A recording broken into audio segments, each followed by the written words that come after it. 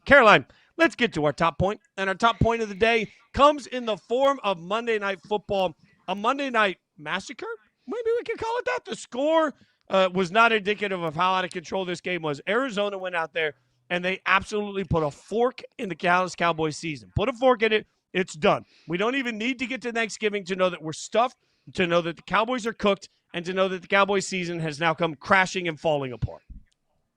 Yeah, it wasn't Friday the 13th. It was Monday the 3rd, but there was a murder. There was a murder in Dallas.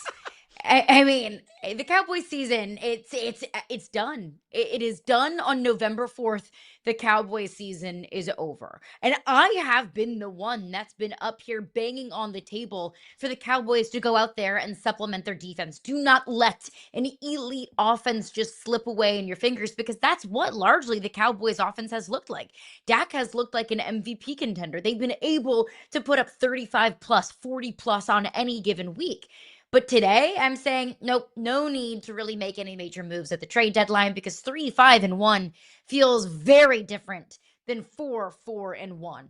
And that loss came in the form of the Arizona Cardinals, a team that's coming off of a 5-game losing streak, a team that lost to the Tennessee Titans. The Tennessee Titans are probably the worst team in the league, and Arizona lost to that team.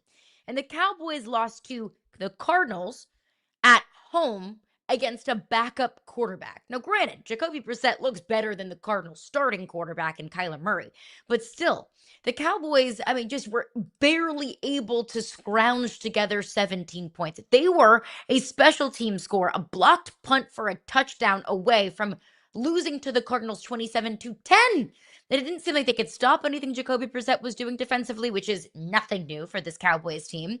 But we've said it before. If Dak doesn't look like an MVP contender, if Dak doesn't throw for 350 and 4 touchdowns, this Cowboys team will lose. And last night, Dak Prescott, 250 yards, a touchdown, an interception. There's no way the Cowboys, with that defense and that run game that looks anemic at times, is going to beat any team in the National Football League, whether it's the Arizona Cardinals or if it's the Lions or the Vikings or the Eagles or any of these other teams that the Cowboys have upcoming on their schedule. The Cowboys are done. The Cowboys are dead.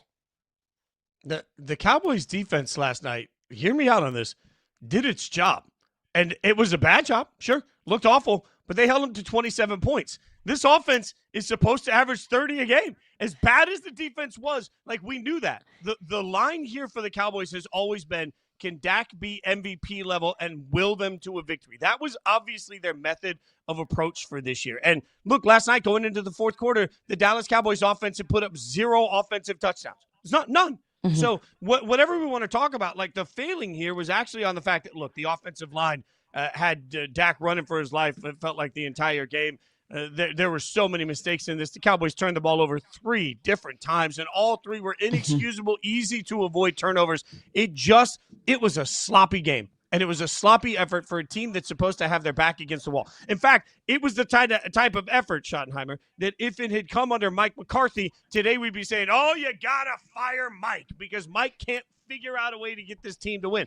It was an absolutely awful effort for a team that couldn't afford to have that effort right then. And I'm not trying to excuse the defense. It's just that we walked in knowing that the defense sucked. So when you know that the defense sucks, the line in the sand was 30 points for the offense, and the offense didn't even get close to that line in the sand. With CeeDee, with Pickens, with Dak, with all of the ways that they've scored this year, they weren't able to get enough flat-out points on the board, and that's why their season is done. Like you mentioned, Caroline, you've been hammering the table saying, oh, my God, go get defensive help. I'm the one that's been sitting here every week saying, don't worry, the Cowboys are still going to the playoffs. That offense will win them enough games. And I sat there last night, and I watched, and I thought, man, you have finally done it. Just when I thought, Dallas, you couldn't dig yourself into a hole that you can't get out of, you've done exactly that. There's too much left in front of them that's going to be difficult for them to get through, and too many teams ahead of them in the NFC now that would have to absolutely fall apart. And so now we have to look at this and say, just how disastrous is this Cowboys season? And to me, this is where now, finally, we can start to look around and say, man, Jerry, you screwed this thing up to a point that you don't even make the playoffs. I think that becomes one of the more epic fails in modern Cowboys history. 1000%. Fitz, it's, let's forget the fact that I haven't even seen in my lifetime see the Cowboys win a divisional playoff game. Let's talk about making the playoffs. Like, Jerry Jones talks about wanting to contend for Super Bowls. And I heard him yesterday on Stephen A. Smith's show talk about how they've been really close. Have they? Have they been close? Because again, in my lifetime, I have never seen the Dallas Cowboys win a divisional playoff game. But let's not even talk about that. Let's talk about making the playoffs. Let's talk about fielding a team that can be competitive. Let's talking about bringing in a head coach that can be, appropriately positioned to win games. Because Fitz, correct me if I'm wrong here, if I'm off base here. I feel like the Cowboys have gotten worse. I feel like the Cowboys week over week have only gotten worse, have only gotten less competitive, have only been looked less inspired, have only made more and more mistakes. The Cowboys have gotten worse week over week. Now, I gave Brian Schottenheimer a whole lot of hell whenever he was hired. I thought, what in the world is Jerry Jones doing, bringing in basically someone who feels like a puppet for the owner? And the Cowboys looked really good. Offensively, they looked really good. They were putting up points. So I thought, okay, fair. Brian Schottenheimer, I will tip my cap to you. Maybe, just maybe, I made my mind up a little bit too quickly about you. But now, nope. The Cowboys are who we thought they were. Brian Schottenheimer looks like the coach who I thought he was. And Jerry Jones only continues to be the owner and general manager that we know him to be. And I said it before, I will say it again until I am blue in the face. And last night was the perfect example that as long as Jerry Jones is pulling the strings in Dallas, they won't even sniff a Super Bowl, much less the playoffs. I think the playoffs portion of it is where this becomes an absolute gross waste of talent. Like, here's my line in the sand so often.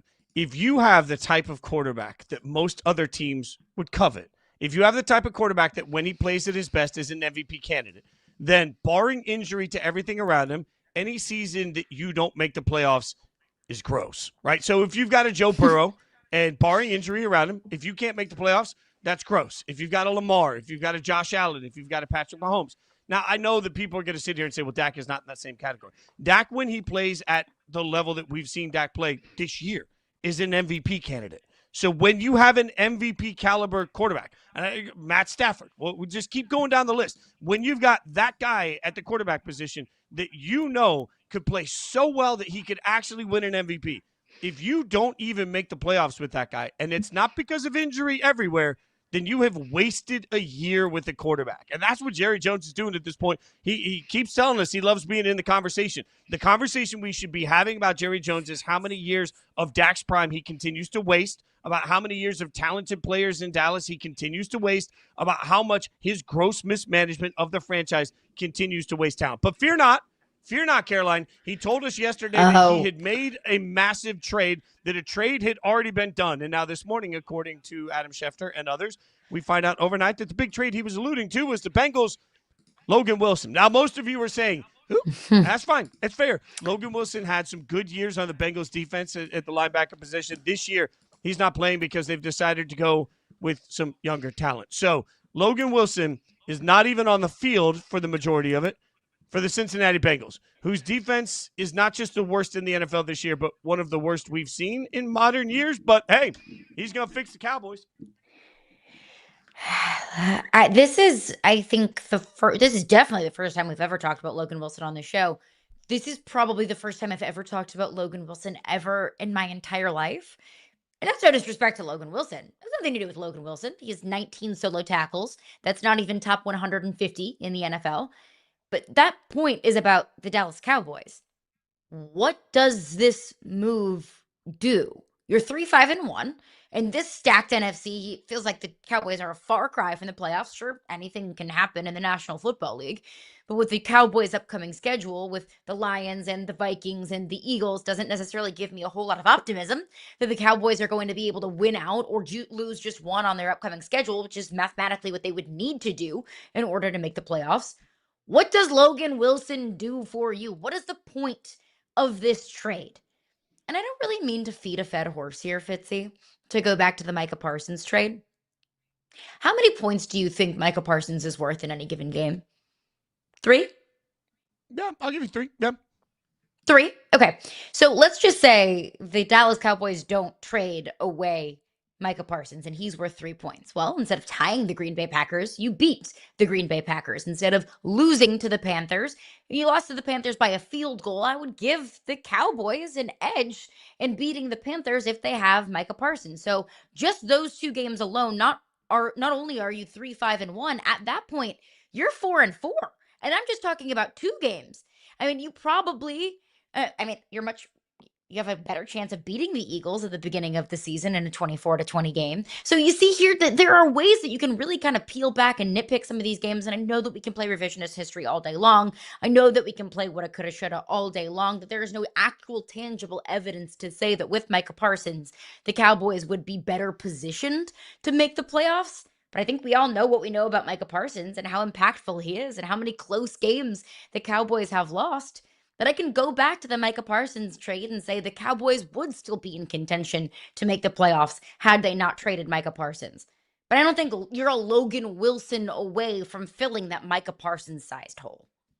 Yeah, when everybody said, oh, Cowboys made a trade with the Bengals, nobody thought it'd be for Logan Wilson. All right, but we'll see what difference he makes. All right, what trades could happen? Could that man right there, Trey Hendrickson, actually find himself on the move? NFL trade deadline updates coming at you next.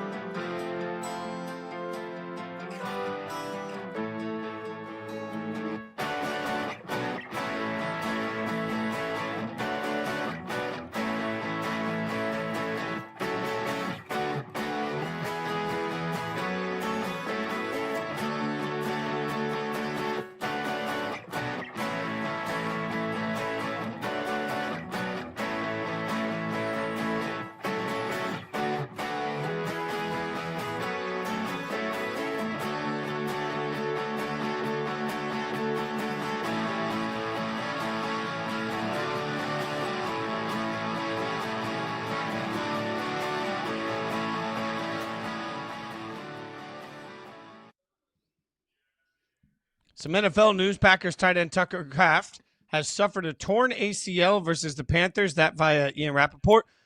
So obviously that means the end of the season for a tight end that was playing amongst the best in the NFL, which has us thinking about some trade deadline opportunities. For anyone that doesn't know, the trade deadline is Tuesday, today at 4 p.m. Eastern. So far it's been relatively quiet. We told you Logan Wilson, the linebacker headed from the Bengals to the Cowboys, it appears that seems to be done. But Caroline, let's see if we can nail some other trades. Should Green Bay, given the fact that they've just lost Kraft mac and cheese, should they be taking a look instead at David Njoku after losing Kraft for the year? Oh, I hate this Kraft news so much because we talked on the show about how there's no one more, tight end more important to his team than Tucker Kraft is to the Green Bay Packers. That offense really felt like it ran through him. So it feels like the Packers definitely need to do something. Maybe it's David Njoku. And I do love that pick from you and that name from you because it feels like the Browns are a team that could tear some things down. David Njoku still has a lot to offer. He could plug into this Packers offense. And I don't think that you're going to replace the production of Tucker Kraft, but you can at least try to replace that production of Tucker Kraft. But I'll take your David Njoku and I will raise you Mark Andrews. because Mark Andrews' name has been floating around in a lot of reports of moves that could potentially happen at the trade deadline. Saad Youssef, who covers the NFL for The Athletic, said, quote, "The Ravens looked good in Lamar Jackson's return on Thursday, and Andrews was a beneficiary, reeling in a couple of touchdowns. But the veteran tight end is in a contract year, and there are other tight ends on the roster who have proven to be capable in the offense." I think Mark Andrews is the piece there. You're going to get him on a rental. He's in a contract year. You're basically going to borrow him for the rest of the season. I like Mark Andrews to the Green Bay Packers, Fitzy. I love that call. It works for Baltimore. Obviously, it also works for Mark Andrews. Like wherever Mark Andrews goes, if he's about to be traded, I want him to go somewhere where he has a legitimate shot at a Super Bowl. And I feel like going to Green Bay in that offense and with this NFC gives him a shot. I like Njoku. I like this. This is a smart trade. Yeah. I just don't know that the Browns would get enough back to make it really worth their while to get rid of him. This is where people say something's better than nothing. I don't know. Market value for me when I'm also trying to see if Dylan Gabriel or eventually Shador are the guys. I don't want to take any weapons away from him, even though there are other guys that have stepped up. Fannin obviously becomes part of that. I still don't know that I want to lessen the locker room for a fourth-round pick next year. I don't know if that makes a lot of sense. What about Cincinnati? Should Cincinnati trade Trey Hendrickson? And let me start here real quick, Caroline, because I heard Dan Graziano point out this morning something very important on the Hendrickson conversation I don't know enough of us have really thought about. They will get, when he leaves in free agency, a compensatory draft pick. And that compensatory draft pick is going to be a third. Typically, that's the expectation. So the Bengals know right now, if they do nothing and they just keep Trey Hendrickson for the rest of the year, they're already going to likely get a third in the 2027 draft. So does it make sense to trade him now to get something for next year's draft instead? I think it does, especially where the Bengals are right now. I think it's time for the Bengals to tear things down. The Bengals season is over.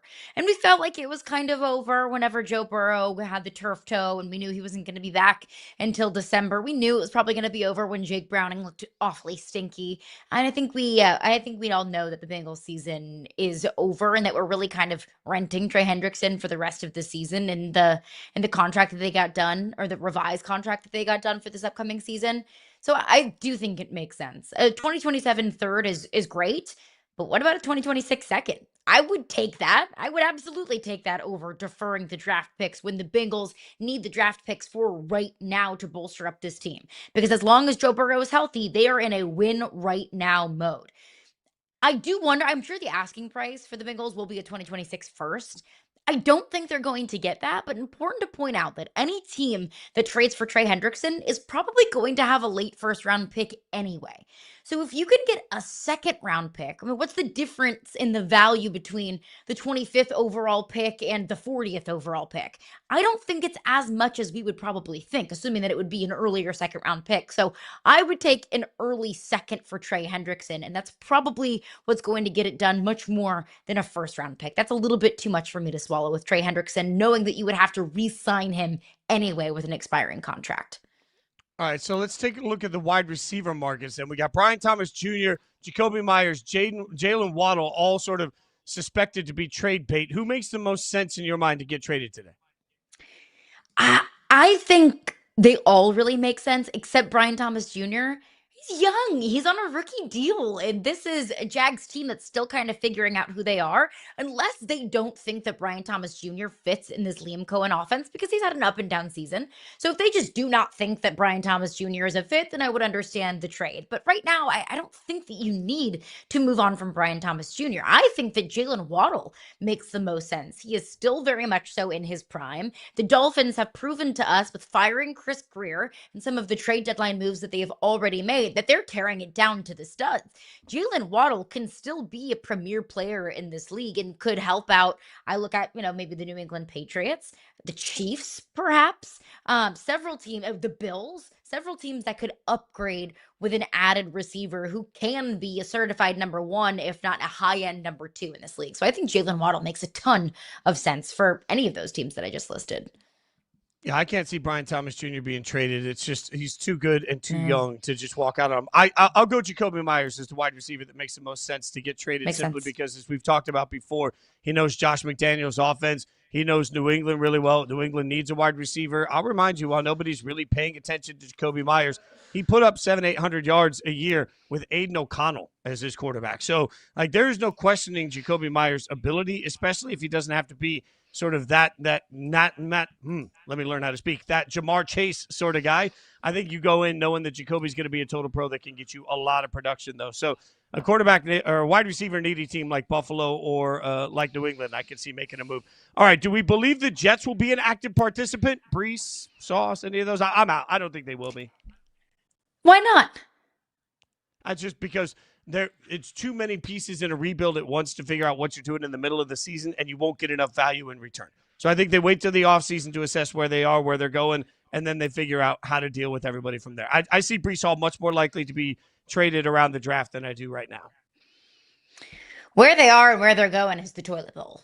I mean, that's where the Jets have been living for really a majority of my lifetime. So I do think that they should be involved in trade talks because with Brees Hall, with Sauce Gardner, you're still one of the worst teams in the league. So what are you if you trade one of those pieces away? Still one of the worst teams in the league, but at least you have draft picks to build for the future because the Jets I think, should be much more focused on the future than the right now or the next season. So I think that you can get pretty quality trade capital back for a Brees Hall, for a Sauce Gardner, number ones at their respective positions. So I think they should pick up the phone and see what people are offering. If I'm the Jets, I would be absolutely picking up the phones and involved in the trade conversation.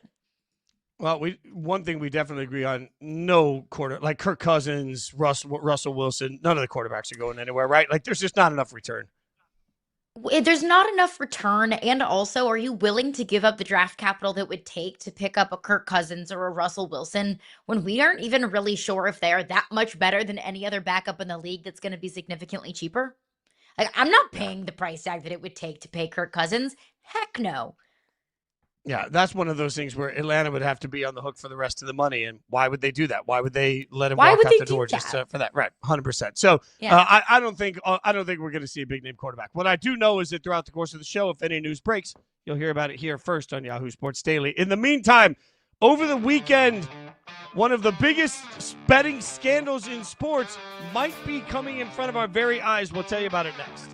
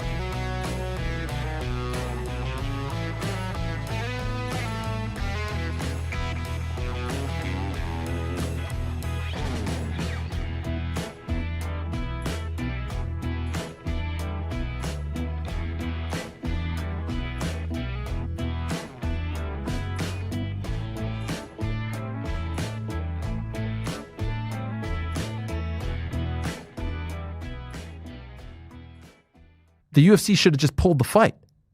What's the point? Just pull the fight. There's nothing in the contract that states you can't pull the fight. Pull the fight. Why lead yourself to this? To be clear, I don't think the UFC had anything to do with any sort of nefarious activity. Nothing that has been said to me would suggest that in any way, shape, or form. But if there are clear signs of some weird stuff going on, some weird gambling activity going on, if he's not quite acting himself back there, pull the fight. Why? Like, it's not worth it. It's a mid-tier fight on an Apex card that could lead to so much more. That was Ariel Helwani on what appeared as he opened his show yesterday on what looks like could be a massive scandal hitting the UFC regarding betting. Now, Caroline, let's further explain this a little bit. UFC featherweight Isaac Delgarian suffered a shocking first-round submission loss to an underdog. I'll learn to speak. UFC Vegas 110 on Saturday. There was a bunch of last-minute betting shifts that dropped his odds from minus 250, meaning he was a heavy favorite, to minus 166, with a bunch of money pouring in late on him losing early, which is exactly what happened, right? So the line movement became part of this issue. Yes. And I mean, Isaac Delgarian is considered to be one of the best fighters in the world. And Yadir Davaye, who he was fighting, was a middle tier at best. I mean, we're talking about Alabama Mercer, to put this in college football layman terms, that Delgarian was absolutely far and beyond the favorite. And it's not even just the odds to outright win. I think one of the more shocking things to me was the odds for Davaye to win in the first round went from plus 850 down to like plus 420 just in the span of hours and days. That is a massive, massive movement, especially for a guy in Delgarian that it was my understanding that has never lost in the first round ever, especially to a guy that was totally outmatched in taking on Delgarian. So I believe in what I call the duck theory, Fitz. If it looks like a duck and it quacks like a duck, it's a duck. It's all Occam's razor. The most likely, outcome or the most likely explanation for something is probably the right one. Well, I'm looking at a guy who is one of the best fighters in the world, taking on a guy who is totally and completely outmatched, where the odds dipped significantly for him to lose in the first round. And he then, in fact, lost in the first round. Our friend Ben Fox, who's on the show every Thursday, he was on Ariel Helwani's show and described how there were dormant accounts that were all of a sudden putting a ton of money on this fight, that there were sharp accounts that hadn't been activated in a long time that put a lot of money on this fight, new accounts that put a lot of money on this fight. All of this stuff is looking like a duck and quacking like a duck. And so I have to surmise that this is in fact a duck, that there is in fact some nefarious activity happening within this fight and in the UFC. 100%, that's what it looks like right now. And as Ariel points out, and Ben pointed out, all of these systems and practices, I say this every time we talk about gambling scandals, the systems in place are working because, frankly, the fact is, as Ben made very clear, we know exactly where these bets are coming from. We know how many bets they make. We know the average bet. We know how unusual that activity is for them. We know if the account was just opened. We know if the account doesn't do anything very often. We know if the account bets on particular things. Like, they know everything about every dollar that is being bet. And they found this information hours before the fight, which is why Ariel said, why not just cancel the fight? I want to push back on that, though, because I don't think life can be as simple as, well, there's allegations because of the line movements, and now we cancel the fight. Think about the precedent that I always talk about that sets. Now, all of a sudden, quite frankly, if you just want to get a fight canceled, if you're a fighter that's not ready for a fight, you don't want to take the knock of having to postpone the fight. If you're somebody that's got a bunch of money on the fight and you no longer feel good about where that money is because you're looking at it, you feel like you want things to change. All you got to do is make a bunch of nefarious bets. The gaming commission will find it, and then UFC will cancel the fight. Like, you can't. That's not realistic. I hear everybody say, why not cancel the fight? I guess my question is, if there was a bunch of suspicious activities on unders for props for Patrick Mahomes hours before a football game, would they cancel the football game? No. Would they make Patrick Mahomes sit the game out?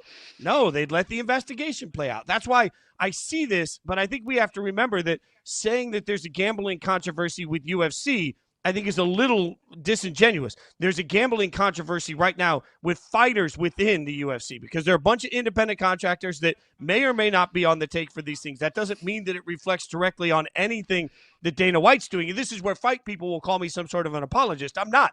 I'm just a realist and a logical person that's from Vegas and has a pretty good understanding of how gambling works. So to me, like, we have to be careful about where we're pointing all of the controversy here, because while I think you're right, it waddles like a duck, quacks like a duck when it comes to the fighters. I don't know what we're asking UFC to do differently. They got the information. They're processing the information. They let everybody know that they have a third party that regulates this information, that's investigating the information. Once they get some sort of a conclusive sort of rendering from them, then they can talk to everybody involved with the Nevada State Athletic Commission. They can talk to everybody involved with the FBI. All of these things have to happen in stages. We want immediate results, but I don't think you can immediately investigate the possibility that a fighter is fixing a fight. And where I will give the UFC a lot of credit, UFC released Dolgarian the next day, the day after the fight, which is kind of unprecedented. Typically, we see fighters, we see the UFC cut ties with fighters later in the week after a couple of days, whenever they can look at the evidence and they can kind of come up with a conclusion of if there was not foul play on the betting markets. But they did it the very next day. Like, they wanted to cut ties with Dolgarian immediately. And while I'm with you, I don't think that the UFC necessarily has an obligation to cancel a fight just because of speculation. To Ariel's point there, I mean, if you cancel the fight, it's a mid-level fight. It's not like it's one with billions and billions and billions of dollars invested into it. That's something that UFC has done a lot in the past, that all the announcers have to say is, this fight is canceled, there's an illness, there's an injury, something unforeseen has happened, this fight is no longer happening. If the UFC did that and they just covered their tracks, we probably wouldn't be talking about it to the extent that we're talking about it today, because we saw what a poor effort Dolgarian put up in that fight, and really how obvious it felt that he was, I don't want to jump to conclusions here, but all of the fight experts and analysts out there told me that it was, not told me, told reporters, it was an F- effort from Dolgarian. So if you're hearing all of these analysts and you're hearing, UFC insiders say the effort was horrific, well, it's even more damning on behalf of Dolgarian, and it's even a worse look for the UFC. Because while it's not the UFC that is actively doing this, it's a fighter that's doing it, it's the UFC's reputation that is going to hurt because of it. So after hearing what Ariel had to say, I think I'm more and more becoming emboldened to the fact that UFC should have canceled that fight, because we wouldn't have put they wouldn't have put themselves in this position. Cancel the fight, say it was because of illness, move on, and go about your investigation behind closed doors. Yeah, but here's the counter to that. What we've heard, and I think Ariel was one that talked in depth about this, is that they were made aware of the gambling indiscrepancies. They went to Dolgarian and they said, is there a problem? And he said, my God, nope, everything's on the up and up. No. So they talked to the fighter. Well, now, if I'm Dana White for a second, I wish I had Dana White's bank account, but if I'm Dana White for a second, I'm going to say, okay, well, I just talked to the fighter, and the fighter told me I have nothing to worry about. One or two things is going to happen here. I'm going to presume that the fighter's not stupid enough to still then go out and throw the fight when he knows everybody's looking at him, right? And if he does throw the fight, well, I'm going to suspend him. I'm probably going to lifetime ban him. I'm going to figure out what that looks like, and he's not going to get his money anyway. Like, I think weirdly, what we're forgetting in all of this is that if it was actually fixed, it was caught. So, like, to me, that, again, as I scream all the time, not only does that mean the guardrails are working, like, if you're UFC, you let the fight play out. Okay, great. You let the fight play out, and then you let the investigation play out. And if it turns out that it's fixed, no harm, no foul on anybody, because everybody found it. There are multiple sports books that have already given the money back. They've already refunded the fight. They've taken it off the books. Not everybody has done that, but they're going to wait to see how the investigation plays out. And if the investigation plays out, like, the number one thing we've asked from the NBA investigation is, what did you know? What did you try to find out? And what did you do about it? That's what we've been asking. Well, we know already that Dana White and the UFC were notified, that they talked to the fighter, that the fighter assured them there was nothing wrong. And now that they've already let the fighter go, like, short of canceling the fight, I think they've done everything that you could ask a league to do in response. And I will remind people that Adam Silver wasn't wrong in the NBA conversation when he said, look, We can't subpoena phone records. Like, we can't make people talk to us. All we can do is the best we can do with the information we have. I think Dana White and UFC, it appears to me, did the best with what they had, and now they can deal with the ramifications of that. I don't think it's a knock on the league if you find someone cheating. I think it's a knock on the league if we find out that you knew people were cheating and you did nothing about it. That's the slippery slope. And right now, there are reports that, there are people on Twitter out there that are saying that we're about to see hundreds of different fighters revealed in cheating scandals, officials, all of these things. The number one question, if the UFC wants to keep any level of sort of sanctity in the way that they're viewed, the number one thing that they're going to have to answer constantly is, what did you know and what did you do about it? And I got to give them credit, Caroline. They've given us a more thorough answer about what they knew and what they did about it in 24 hours than the NBA did in a year of waiting on investigation information. I think finding that, fights were thrown or that bettors are betting on fights, I don't think that's a knock on the league. In fact, I think it's the exact opposite, because you're finding out about these things because they're coming to light. I mean, of course, whenever they come to light, they're going to be subject to the court of public opinion.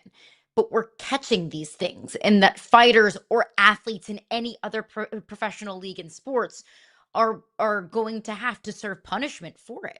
Jonte Porter is now banned from the NBA because it was found that he was betting on football or on basketball games. So these things are coming to light, and you're getting punished because of it. I think everybody has said, okay, you know how you fix it? You just ban betting altogether, that you cut your ties with all of these sports books, so on and so forth. Let's keep in mind that fixing games and gambling has been going on since the beginning of time. Okay, let's not act naive here. Let's not act like this is a brand new thing just because sports books are accessible on our smartphones. Betting and gambling is far more accessible now than it ever has been. But it's not like betting is some sort of new thing. Forbidden fruit is a real thing in the human psyche. I think about it with kids. If you don't let your kids have candy at home, anytime they get access to candy away from home, they're gonna go crazy and they're gonna shove their face full of M&Ms and Kit Kats. But if you let your kids have candy at home, then you can monitor their candy intake and make sure that they're eating a healthy and balanced diet. Forbidden fruit is never a positive way to handle something that is a negative thing. And in this case, in gambling, if you say you absolutely positively cannot gamble and cannot bet on anything, and sports books are banned for life, well, then it's just going to go in different avenues that aren't regulated. Now gambling is regulated, and that's a positive thing. And I hope as long as we continue to weed out the bad people who are breaking the rules, which is what these fighters are doing, breaking the rules, that eventually at some point we are going to get to a point where gambling doesn't interfere with professional sports, and in this case the UFC. What you just said is so key to one thing that I think people forget: breaking the rules. If your answer is, well, we got to get rid of prop bets. If we got to get rid of prop bets, let's remind everybody, betting on those prop bets was already against the rules for those NBA players, and they did it anyway. If your answer is, we got to get rid of gambling on the UFC fights because fighters are fixing fights, it was already against the rules for them to do that. So you're not actually fixing it.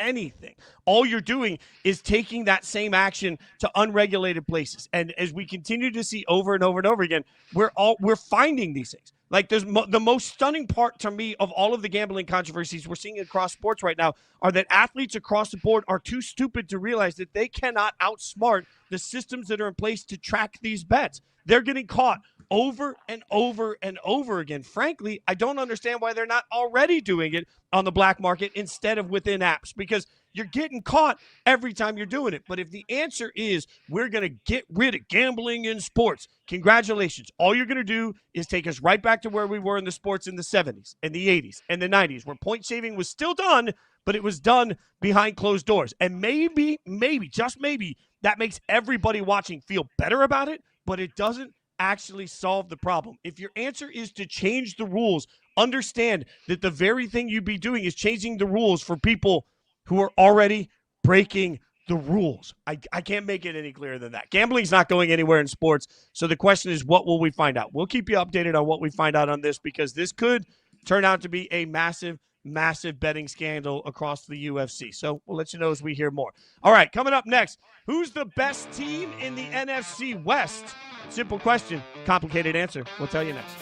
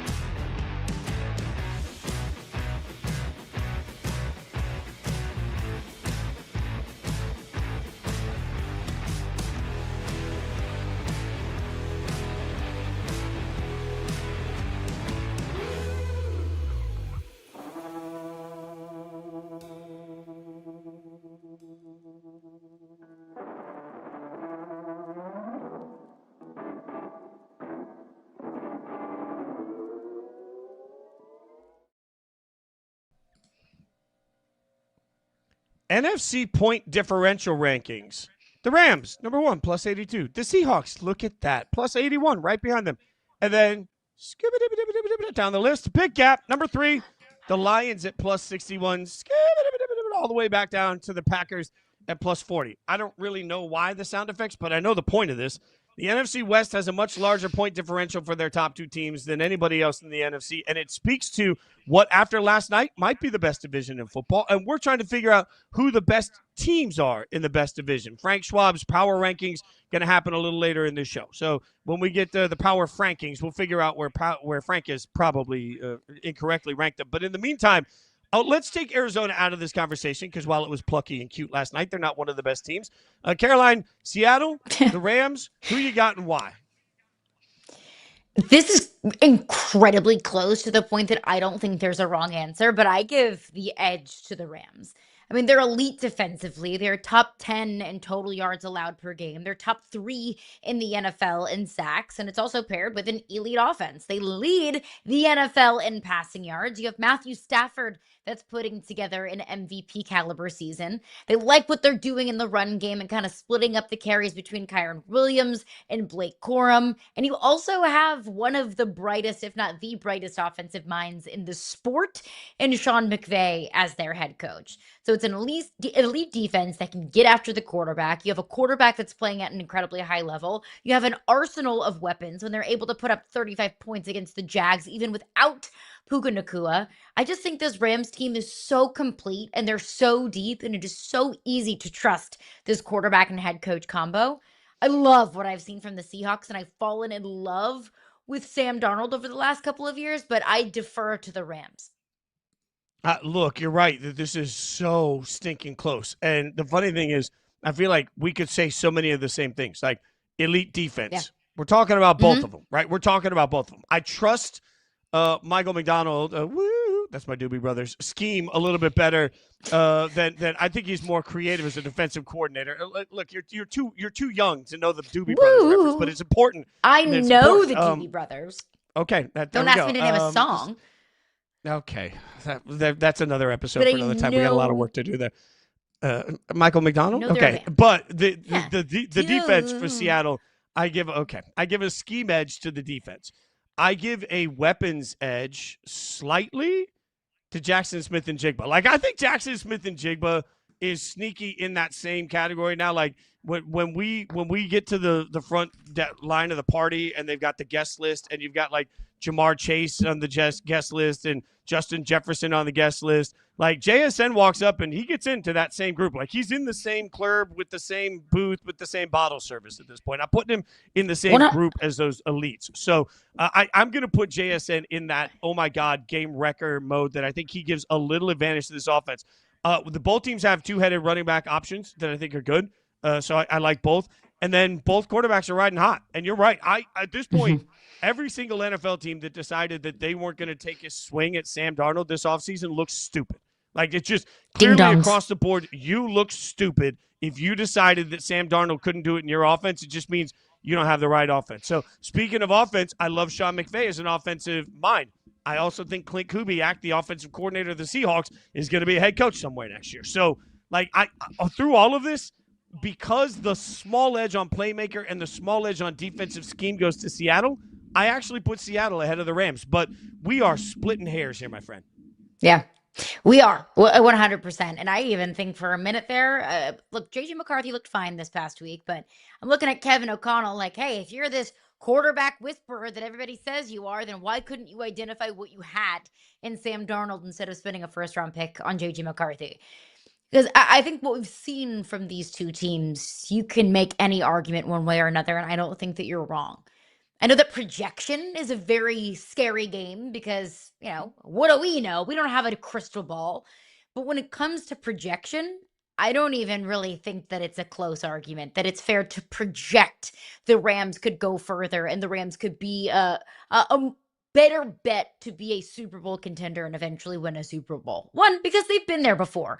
Call that, cheap, call that lazy. There's value to that. Why do we feel even the Chiefs, after coming off of a brutal loss over the Buffalo Bills on Sunday Night Football, can still be a Super Bowl contender? Well, because they've done it before. There's value to your quarterback being there before. There is value to your head coach being there before. And I hate they haven't won in the playoffs conversation because I don't really think it's fair. Let's be honest, Sam Darnold hasn't won in the playoffs, and he did poop his pants in the playoffs last year. That wasn't good enough reason. Thank you. That wasn't good enough reason for the Vikings to move on from him, but that is a real thing that we did see Sam Darnold do. So when we're talking about projection, I think what you've done before is valuable and is another reason why I give the edge to the Los Angeles Rams. But based off of what we've seen and tangible evidence that we have actually seen with our own two eyes on the field, these teams are much closer than we might be giving them credit for. I also, though, my counter, you're right, everything you just said about Ben there, you know how much I love proof of concept. I'm the worst with that. But there is also proof of concept for Seattle on the road, and I think that's one thing that just makes me, when you can go on the road, especially when you are Seattle, like you're not a easily located place. It's so, in my mind, easy to say, well, every time you got to go to the East Coast, every time you got to go on the road, every time you got to go anywhere, it's going to be an issue. Like, how many people expected against the Commanders that there'd be a bit of a slow start, body clocks might not be normal, all of the things that we say all the time about teams that are flying from the West Coast to the East Coast, and it was no issue for them. So for Seattle, part of the reason I believe is they are so stinking good on the road. Now, I should point out, Seattle and the Rams still play each other twice this year. So these two teams have two games ahead of them. That will make some of these decisions. Are we being remiss, though? Because, like, I see it right here, and I realize I will throw myself on the sword. San Francisco 49er fans, I am sorry. I can hear you yelling at your screen saying, what about the 49ers? The 49ers are 6-3. 6-3. Like, they don't feel like they're 6-3 in my head because of all the injuries. They don't feel like they're that sort of in the same category because of all the injuries. But if the playoffs started today, then San Francisco 49ers would be in that playoff conversation. I know, but I just can't put them in the same conversation as the Rams and the Seahawks. And look, no disrespect to the 49ers because they have all of those pieces that it feels like we've given the Seahawks and the Rams credit for. But again, if we want to talk about projection, I'll give credit to the 49ers and how they've been able to string together wins even despite injury. That Mac Jones can come in and win you enough games to keep you in the playoff conversation. But as long as Fred Warner and Nick Bosa are not wearing 49ers uniforms, which they will not be out there on the field for the rest of the season, I can't project and say the 49ers will win enough games, whether it's in the regular season or in the postseason, to win anything of substance. Because that 49ers defense was such a big part of what they wanted to do. As great as they are offensively, and we talk about the 49ers so much offensively because Kyle Shanahan is their head coach, but their defense is also what has kept them in the conversation as well. And when you're without your two best defensive players, and I know they've been able to win games even without Nick Bosa and Fred Warner over the last couple of weeks. If we're going to talk about projection, I cannot project that they're going to continue to do that at a high enough clip to be, relevant in the postseason. They've got an easy schedule, so I think they will make the playoffs. But once you get into the playoffs, it's a completely different beast. As the graphic pointed out earlier, too, Michael Williams out for the season now with the torn ACL. Also, just another catastrophic injury. Like, at some point, what my mind goes to when you get later in the season is depth, especially when you get into December, January football. How are you going to have the depth? And when you start talking about the number of pieces they've lost on the defensive line, I think where that has real consequences when you start talking about how deep you need to go in your rotation to be able to affect the quarterback on the other side. And what have we seen? Even looking back over the last couple of days, we saw Dak look less than Dak because he was getting pressured. We saw Mahomes look less than Mahomes because he was getting pressured. It's such a key, and I don't know where they generate that pressure from as they continue to face injuries. But also, man, if that offense gets healthy, why not them? Like, I think you're right that it's not an easy path, particularly. But if that offense is able to get healthy, like, it's pretty staggering to think about the fact that they're 6-3 right now, and Mac Jones is their leading passer for the season. Like, that's not the way anybody scripted this season, right? Like, Mac Jones has gone for 1,800 yards and is their leading passer this season. That's just in a Brock Purdy world, man.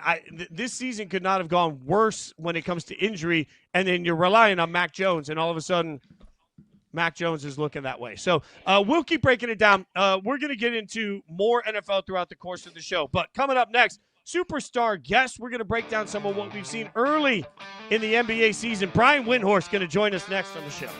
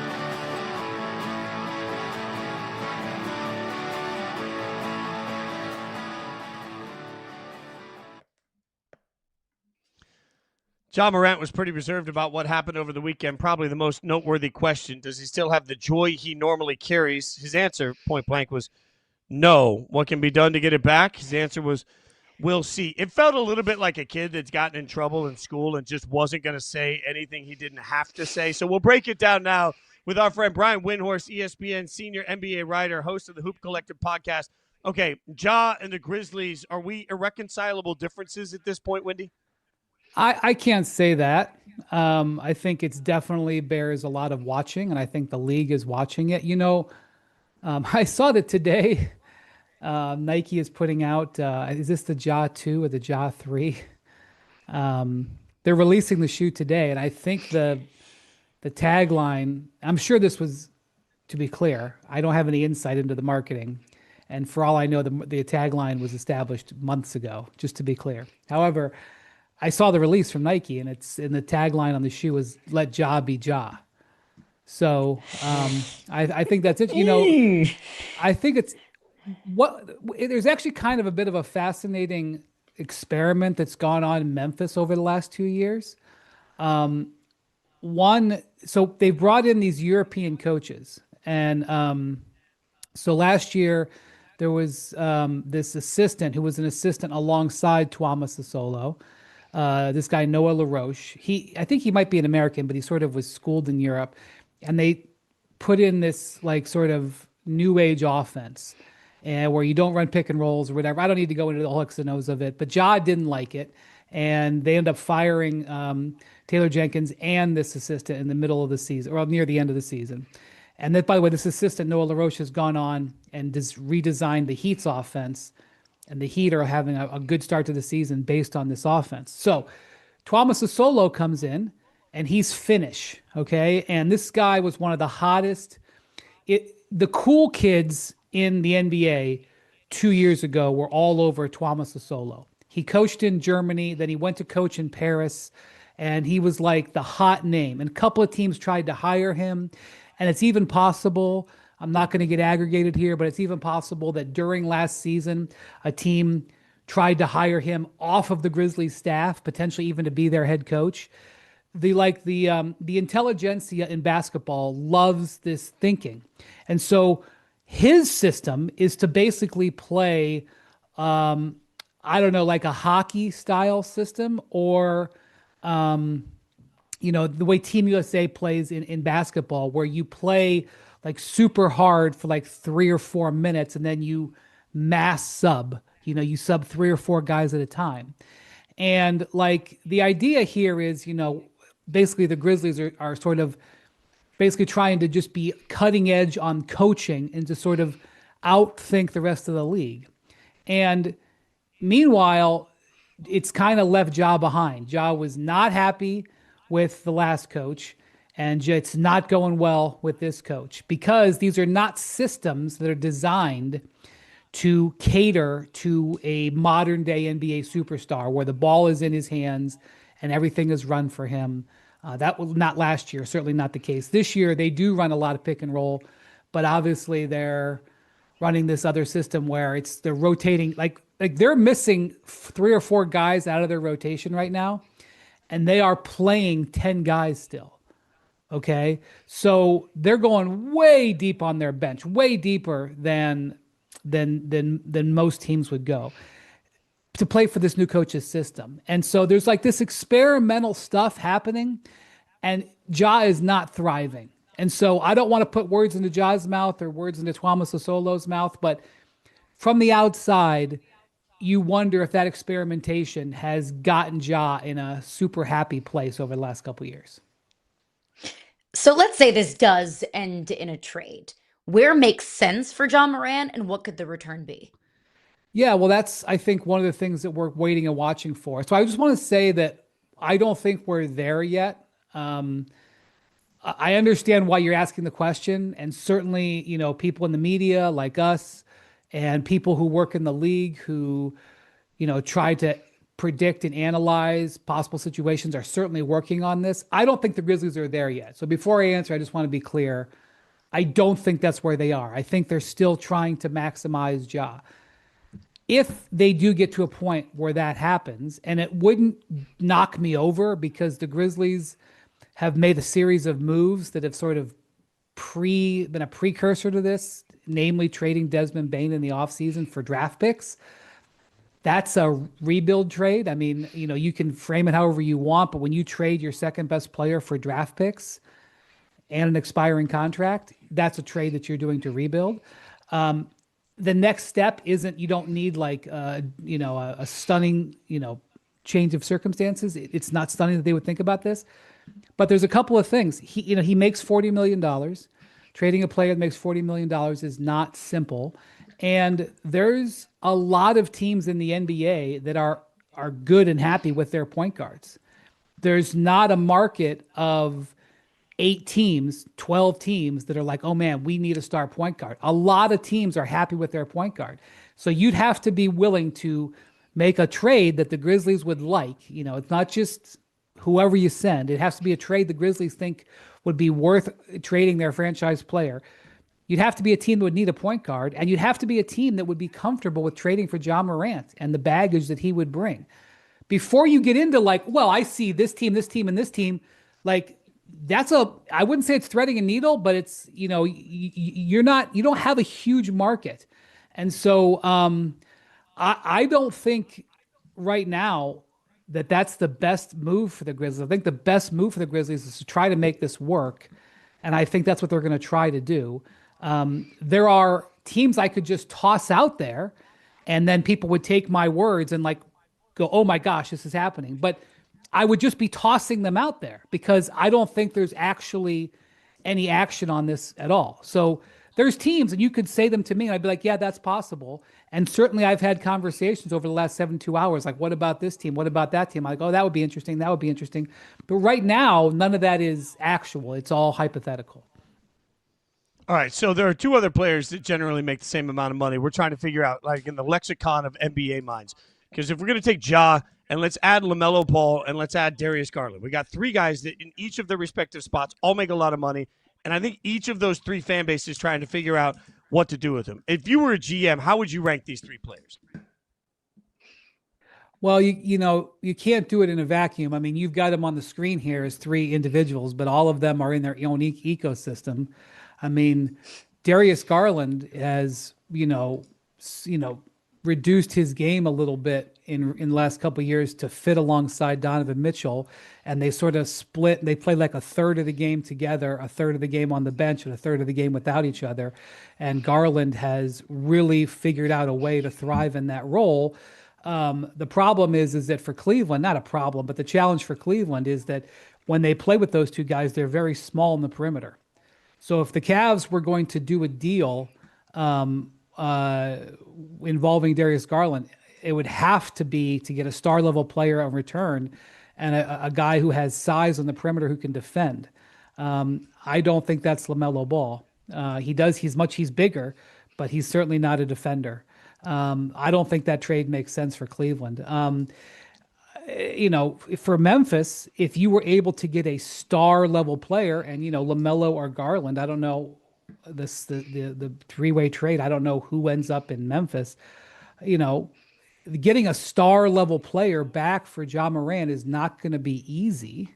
Again, you can say that would be easy, but then when you actually look at what teams would need point guards and what they could trade, I'm not sure that it totally makes sense. The other thing about Cleveland, the reason people are bringing up Cleveland here is because the Cavs are the only second apron team in the league. And the worst thing that happened for trade chatter in the NBA is the aprons, because people will propose a trade or they'll go into their trade machine and then this giant glass of cold water gets poured on it because the aprons make trades much more difficult. Cleveland is very, very limited in what they can do on the trade front because they are a second apron team. They basically have to trade one player for one player. And so the reason that I think this is a topic is that conveniently Darius Garland makes the exact same amount of money as Ja Morant. And so that trade, it's going to take you all morning to find a trade where the Cavs get back a star player. This trade actually is allowed. And because of that, I think people are like, that's it. We found one. I don't think that trade actually makes Cleveland better. So if people are focusing on, whether they can do it, not whether they would do it. In fact, if anything, Cleveland repeatedly over the last couple of years has sent out the message loud and clear They have no interest in breaking up their core 4 players, maybe to their detriment, depending on what you believe. But I think this is a non-starter because I don't think either of these two guys make the Cavs any better than the team that they believe that they have, which is a contender. We're touching on these 3 young stars. Let's go to another one in Victor Wembanyama. Now, you have noted that the Spurs need to, quote unquote, come with him, to come with Wemby and become a highly competitive team. From what you've observed of this team, what do you think is the single biggest factor that's holding the Spurs back from becoming that team? Well, they're a super young team. They're right now, although unfortunately Dylan Harper got hurt and is going to be out for a while with a calf injury. They're relying on 2 guards who one of them is a rookie, one of them's 20. And historically, and each situation is different, so I don't want to print with too broad of a brush, but historically, when you rely on young guards, you will pay that price. So I'll give you an example. The Dallas Mavericks right now, they entered this season and said, we're going to have an 18-year-old be our point guard. And they've got a bottom 3 offense in the league so far. That just comes with it. When you play a young guard, you will maybe benefit from it down the line, and you will maybe have individual nights where you like it, but you're not going to be able to maximize it. So they do have De'Aaron Fox, who will be coming back from hamstring injury soon. But they're relying on some young guys right now. What's exciting about San Antonio, and this is where they're going to have to make a big choice, I think, is that Victor Wembanyama for this year and next year is still on his rookie contract. He is, without question, the biggest bargain in the NBA right now. It's sort of like if you follow the NFL, having your quarterback on his rookie contract. That's when you can maximize. When that quarterback is like in year 3 or year 4 and he's still playing off the string and you don't have to pay him the $50 million or whatever, or you don't have the big cap hit, you can stock the team. And as soon as you pay the quarterback, you kind of have to cut elsewhere. Not only do the Spurs are paying Victor the lower salary this year and next, they are stocked up with draft picks that they can trade, pieces on their roster they can trade. And so they got a decision to make. Do they kind of go now? Do they go into the market and try to take advantage of this year and next year before Wembanyama's contract goes up to the max? Or do they let this keep going organically? Because they're much better. Like with Victor's improvement, they're getting better. That's a question that I think will be something that comes to the center of trade deadline conversations come January. If the Spurs are hanging around the top 4 in January, I don't think anybody thought the Spurs necessarily be top 4. I think we all thought this might be the year where they could sniff top 6. This would maybe definitely the play-in.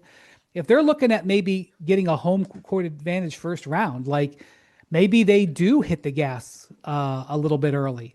And you got to be careful with that because, once you cash that in, you got to make sure the trade you make is good for Victor medium term too. You don't want to rent a player for a year. But, Victor has been so terrific this year that's something the Spurs, it's almost like a reward that they would have that on their plate to try to deal with. Wendy, we've known each other for a while, so I'm just going to need you to give me grace here. I need you to let me go full hot take, okay? just full hot take. Indulge me for a second. Austin Reeves leads the Lakers right now in scoring and in assists. He's being dynamic. They're 6-2. Are the Lakers better off without LeBron? No, they are a really good story in the league. I think both the Lakers and the Bucks are 2 really good stories in the league. Chicago too.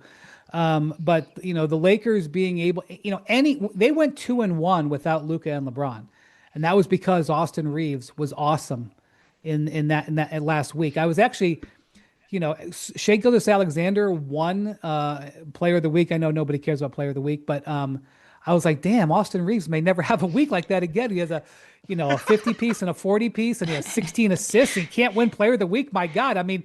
Shea is going to win 37 of them. Like, throw Austin a bone, my God. But the fact that they were able to keep their head above water. And then last night, Austin takes the night off and Luka, and they go into Portland and win. Like, the Western Conference is going to come down. The difference between the 3 seed and the 7 seed last year was like 2 games.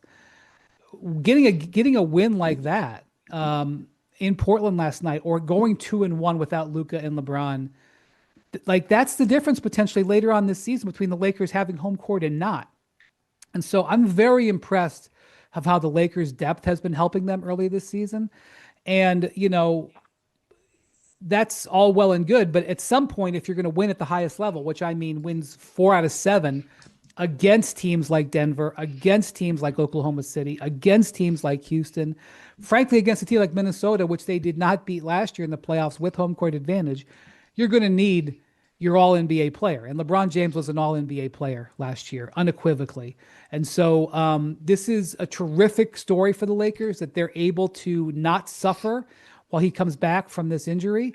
Because at the end of the day, if LeBron and Luka aren't healthy, this team is not making a giant playoff run, probably. I mean, anything can happen in the NBA, but probably. So you have to get LeBron healthy. There's no choice about that. You have to give him the time to recover. That they are not suffering as these guys recover is huge for this team at this point in the year. Before we let you go real quick, do you have any expectation of when LeBron will return? I haven't heard that he's practicing full bore yet. If he is, that hasn't been out there. And the Lakers have had a pretty high volume schedule, and so they haven't had a lot of practice time. But I think you will see LeBron return to full practice before you see that. And sciatica is not an injury that we have a lot of data on in the NBA. But I will tell you this. The challenge for LeBron isn't just going to be when he comes back. The challenge is going to be to keep the sciatica from re-flaring, because that's an injury that you can re-aggravate and you got to stay on top of it. And so making sure that not only when he comes back, but that he's fully healthy longer term. And frankly, with them stacking up these wins without him, I actually think it makes even more sense to give him even more time if they're going to be able to play at this level while he recovers. You can watch him on ESPN. Check him out on ESPN.com. And, of course, check out the Hoop Collective podcast. Wendy, always appreciate your time, my friend. Thanks for hanging out. Thanks, guys. Have a great day. Appreciate it's it. It's going to be an electric season. He wouldn't bite on my hot take on LeBron. I don't blame him. All right, coming up, we'll try and figure out how many teams can actually hoist the Lombardi Trophy. The number will surprise you. You'll hear it next.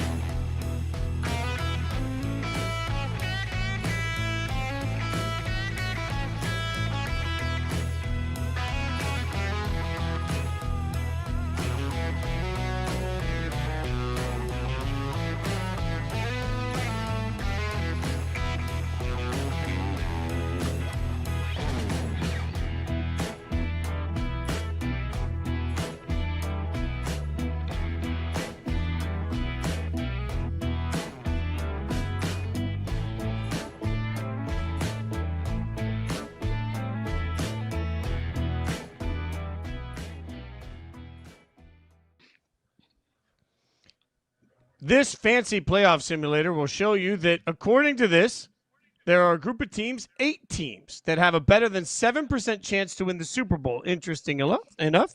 Not no team with a higher than 13% chance to win it, which would be the Rams, who are, as of right now, the favorite, according to this metric, to win the Super Bowl, and they're the favorite at most sports books. So it raises a question this year, because certainly we could talk a lot about how many bad teams there are, but Caroline, there's a handful of good teams here, and they've got the number at 8. So I'm curious, what do you think? How many teams are there in the league that you think today could actually win the Super Bowl? So I, without looking at any statistics or odds or percentages or anyone much smarter than me that crunches the numbers, I came up with my own comprehensive list of just teams that have Super Bowl vibes. And I came up with 8 teams that I feel really good about, and then 2 right on the fringe that I could be talked into or out of. So my entire list is 10, but I really feel confident about 8. Is that too many? Am I going crazy here? Or does it feel like the NFL is as wide open as it's been in a long time? No, it's by far. I mean, it's as wide open as I can ever remember. In fact, my number got to 9. So give me some of the teams you've got on your list, and let's see if we agree, because I've got one more than you do as we stand right now. Okay, so this is in no particular order. I really just went AFC, NFC, and just teams that came to my mind. So first and foremost, it's the Chiefs. Self-explanatory. So in the AFC, I have the Chiefs, the Bills, the Colts, the Broncos. Now, the team in the AFC that I'm right on the fringe of is the Patriots. Now, I am just have been scorned by Mike Vrabel before, and I'm letting that influence my feeling about the Patriots now, but I have seen this story before. I did not like the ending, even if Drake May is different than Ryan Tannehill and feels like he can give more explosiveness to this offense than Ryan Tannehill ever did for Mike Vrabel in Tennessee. The Patriots are my team in the AFC right in the fringe. Now, in the NFC, I have the Lions, the Eagles, the Rams, the Seahawks, and the Bucks. And in the NFC right on the fringe, I have the Packers. I have not been very impressed with the Packers. Now, I had the Packers number 1 on this list in the first couple of weeks of the season, but now the Packers are inconsistent. It's really hard for me to trust Jordan Love. So the Packers are right on the fringe for me. So it's interesting because you got to 8, I got to 9, and your 8 that you agree on, we're 100% in agreement on. The funny thing is your fringe teams are not fringe teams for me. Like, I don't believe the Patriots today are a Super Bowl team. I think that there's just a lot of got to see it before I'm going to go there with the Patriots. They've feasted on a schedule that allows them to be 7-2. Drake May looks like he's great, but we've also seen Mike Vrabel head coach teams be the top seed in the AFC and not get anything out of it. So, like, I just don't have enough proof of concept to believe. I think the Patriots right now are, for me, ahead of schedule. For a lot of people, they're right where they thought they were going to be. So I'm out of the Patriots. And also, if you'd have asked me a week ago, I'd have been in on the Packers, but I can't get out of my head the bad that we've seen from Jordan Love. So, interestingly, the Packers were a thought for me. The one team that I have on my list, you don't, and this is where I'm going to sound like an idiot, and I acknowledge that. If the Ravens get healthy, the Ravens can go to the Super Bowl. Like it's that simple, and they've got everything ahead of them. Like I still believe the Ravens. This was my whole conversation to myself last night. It was like, hey, me, how do we feel about Baltimore? And then I was like, well, me, now that you asked, I think part of it is if I believe the Ravens are going to win their division, and I do, then that means I believe that the Ravens are going to have the opportunity to be one of the best teams in the playoffs, which I think is going to happen. And if I think they get all the way from 3-5 to where they're in the playoffs, well, why can't they win the Super Bowl? At that point, they'll have an MVP or get to the Super Bowl. They'll have an MVP caliber quarterback. They have a defense that, if they're healthy enough, I think can play well enough. I think the Ravens have the core components necessary to be a Super Bowl caliber football team. So that's how I got to 9 versus your 8. So it's funny that we agree on the 8. We don't agree on the fringe. Now, BetMGM has the Chiefs and the Bills are the 2 favorites to win it all. And then they're followed closely by a 3-way tie for third best odds. The Lions, the Rams, and the Eagles. So they are telling us that the Lions, the Rams, the Eagles, the Chiefs, and the Bills are clear-cut the best 5 teams. I'm not buying that because, like, let's be honest, Caroline. Like, what have we seen from the Lions that puts them squarely above potential? Yes. The best of the Lions, yes. But we've also seen the Lions a couple of times look kind of curious. Like, why am I suddenly putting the Lions in their own category far and away ahead of the Rams and the Seahawks and the Buccaneers? I'm not willing to do that. Well, the Rams are at least in that same conversation, same odds the Rams to win are the there, Super Bowl as the Lions. But I'll ask you this fun exercise that I always love to do. The Lions and the Seahawks play on a neutral field tomorrow. Who's favored?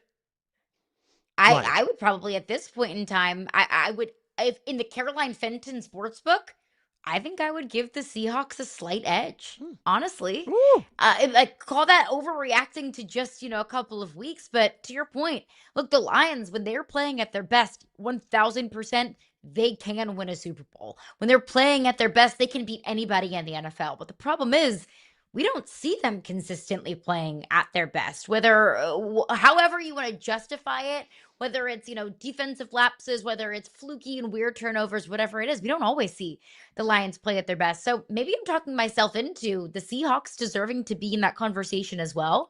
But I think overall, if we're going to talk about projection, if we're going to talk about trust, I think those are the right teams. We're talking about the Chiefs, we're talking about the Bills, we're talking about the Lions, we're talking about the Rams, talking about the Eagles. And I will always go back to being there before is valuable. We haven't seen the Bucs continuously knocking on the door of a Super Bowl. As much as I love the Bucs, the Bucs are my team of destiny. I consider the Bucs a legitimate Super Bowl contender. Same thing with the Seahawks and Sam Darnold.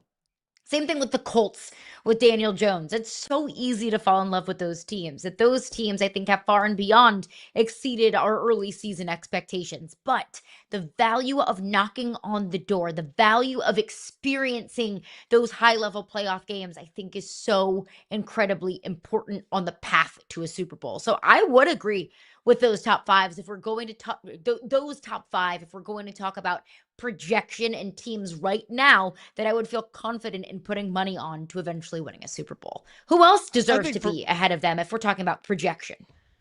I mean, if we're talking I just think for me, it's about the margins, right? What's the best of a team and what's the worst of a team? And in the playoffs, if I'm going to presume that we get a little bit of both, right?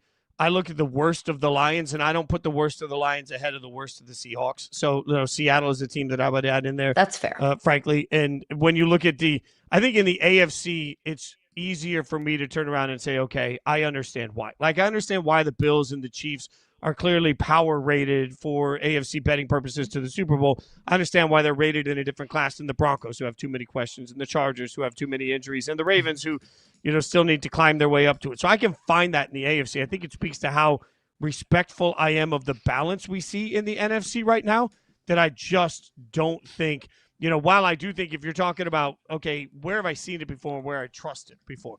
Well, that means clearly I trust the Eagles more than anybody in the NFC right now. But in the AFC, I trust Mahomes more than anybody. But if we're just talking about those five teams versus other teams clear cut to be the best five, I don't know that I see a great difference between, the Lions, who just haven't done it. The Rams, Sean McVay, great. But the Lions haven't done it. So I can't find a big difference between the Lions and the Bucs. I can't find a difference between the Lions and the Packers, the best of the Packers. I can't find a difference between the Lions and, the best of Seattle. So those are three teams off the top of my head that I wouldn't put a category below the Lions, even though like week in and week out, maybe they're better teams. But if we're just saying who are we betting on to go to the Super Bowl, the Lions, I think, get a lot of benefit of the doubt. And to me, that's a little bit scary right now, considering they haven't really done much to deserve that level of benefit of the doubt. They've found weird ways to lose 2 years in a row in the playoffs. I don't love that. Are we too, and I'll lump myself into that conversation, am I too obsessed with what we've seen in the past?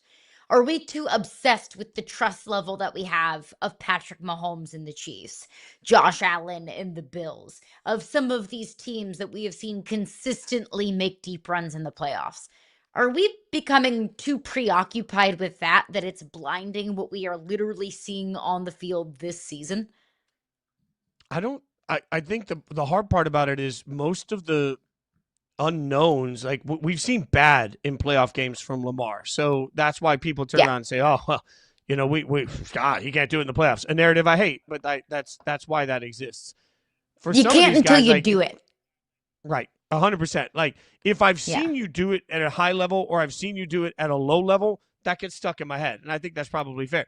But you also have to look at the context of all of it. And right now, the context again, we make the NFL sound like it's balanced and it's parity and it's wild and it's unknown. It isn't. Like the fact is, we're probably right now, if I had to bet your house, because I don't want to bet mine, if I have to bet your house on it, If I have to bet the boss's house, which makes it really uncomfortable because then I come to work every day knowing that their house is on the line for my bet, I wouldn't bet against the Chiefs and the Eagles in the playoffs because I've seen it before. And, at some point, that has to matter. We'll ask Frank Schwab coming up next. We'll get Frank's thoughts. It is time, as we do every single week, to figure out exactly how poorly Frank did with his power Frankings. We'll do it next.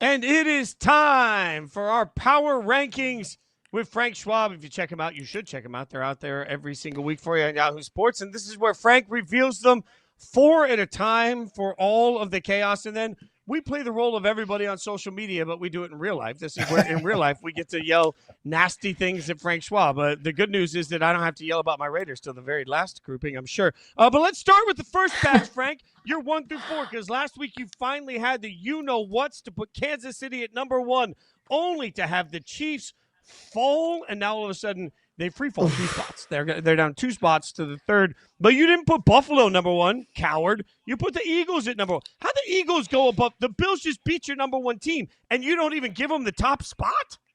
I maybe should have, but let's put it this way. This season is crazy. I think this season, look, last year, we had 2 teams go 15-2, right? Everybody in the NFL already has 2 losses. This is going to be one of those seasons where the top seed in one of the conferences is going to have like 5 losses. It's bizarre. There's been 6 different teams at number 1 in my power rankings already this season after just 9 weeks of football. And so I just jumbled them up after this week. Look, the top 6 teams last week, 4 of them lost. 1 was on a bye, and 1 of them had to win because the Chiefs played the Bills, right? So I took a step back and said, all right, who do I think is the best team to this point? I don't know that I trust the Bills defense to be number 1. They have a great case for number 1. I get that. That loss to the Atlanta still sticks with me.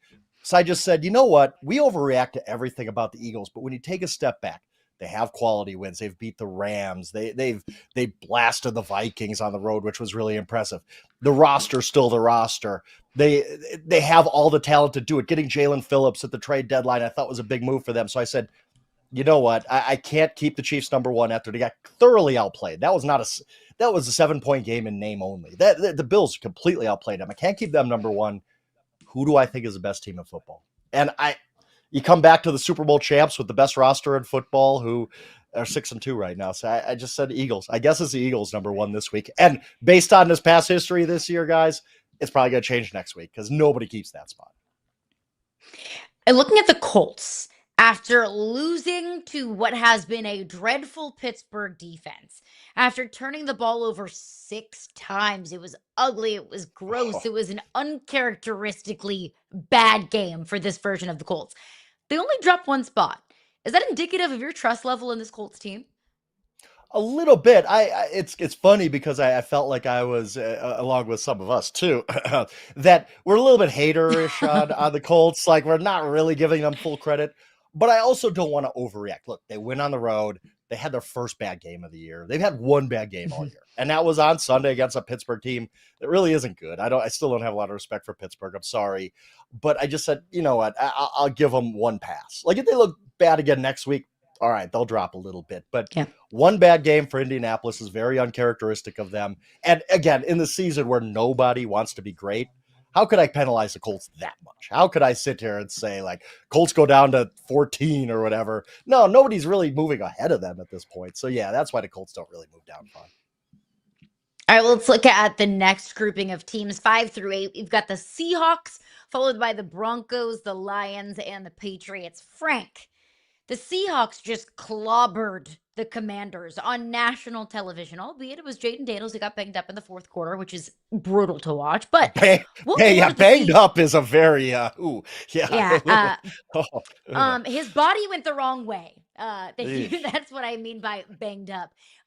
Hated to see that. But what more do the Seahawks need to do to break into that top 4? And that's the thing. I think they're just kind of waiting their turn because, and the funny thing is, when you look at, I'm going to keep banging this drum. Like there's a team last year that went 14-3 with a certain guy quarterback. It was 4-4 this year. Seattle did not make the playoffs last year. They changed quarterbacks, and all of a sudden they're one of the top 5 teams in football. The common thread here is Sam Darnold. We need to give him some credit. Sam Darnold's a good quarterback. Like the career path is odd. It's unusual. I don't know how exactly we got here, but let's throw Sam Darnold some flowers. And I was close to putting him higher. I totally believe in the Seahawks team. I have for a while. One thing I will say that is holding me back is I know I'm too low on the Rams. I know I'm too low on. I know the Rams are a really, really good football team. So I don't want to have like this huge gap between the Seahawks and Rams because I don't think they're that far apart, although I do like the Seahawks more. But yeah, the Seahawks are on the verge. Look, I even had a brief thought in my head of, are the Seahawks number 1? Can I just do that? Can I just put the Seahawks number 1 and be different than everybody else? Said, nah, not going to get crazy yet. But I have such respect for the Seahawks team. That's a good football team. Yeah, but Frank, you say you don't want to have a big gap between the Rams and the Seahawks, but you're not afraid to put a massive gap between the Patriots, who are 7-2, and the Bills, who are 6-2, even though both teams have feasted on mostly soft schedules. Like, is there really a 6-team difference between the Patriots and the Bills to you right now? Maybe not. I just a little hesitant to put the Patriots higher. Again, they have played a soft schedule. They did barely beat the Falcons on Sunday at home. They did lose to the Raiders at home. Like, wow. Like, again, not trying to chide you here, Fitz, but when we look back at the season, we're going to be like, what in the heck happened in that week 1 game? How on earth did the Raiders beat the Patriots in New England, by the way?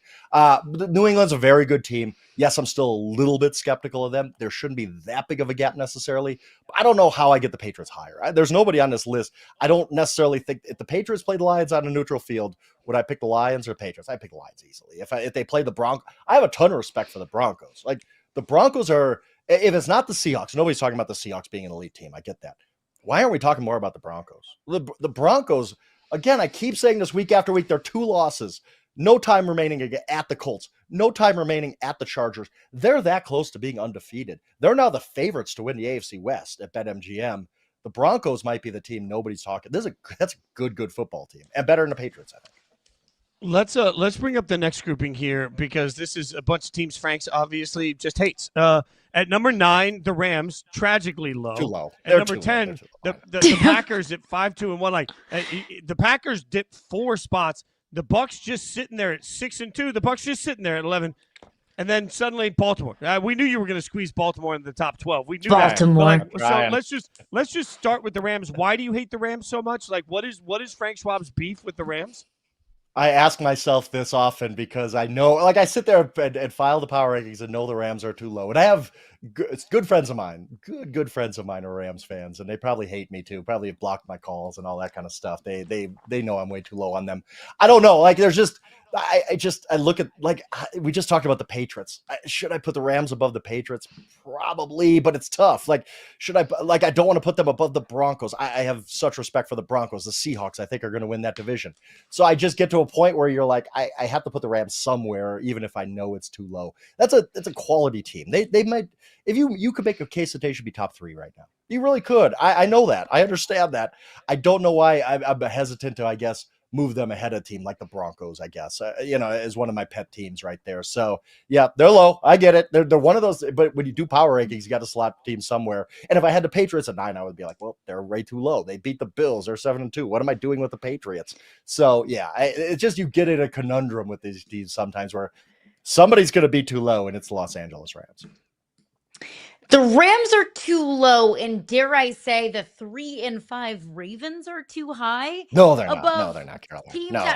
at 500, above teams that are up. way above 500. I mean, the Ravens just beat the crummy, crappy Dolphins, who just fired their general manager and are doing a fire sale at the trade deadline. The Ravens just had to get rid of the ping pong table in their players' lounge, which is never a good sign. I know there's a Ravens. I know it's Lamar Jackson. I know he's coming back and getting healthy. But talk to me about the Ravens at 12. I think the Ravens season started last Thursday night. That's look, when you're playing without Lamar Jackson, he's, to me, still the best player in football. I have such respect for Lamar Jackson, one of the greatest quarterbacks I've ever seen. And look, I think their defense is getting better, just like it did last year. This is more a projection. I don't do that often in the power rankings, but I look at their record and I say, this is not a 3-5 team. This is one of the best. I'd put them higher if I could. If I could justify, if I had my honest power rankings, if we just turned off the feed right now and I was like, where do I really think the Ravens are? I think the Ravens are like a top 6-7 team in the NFL. Like, I think the Ravens still can win a Super Bowl.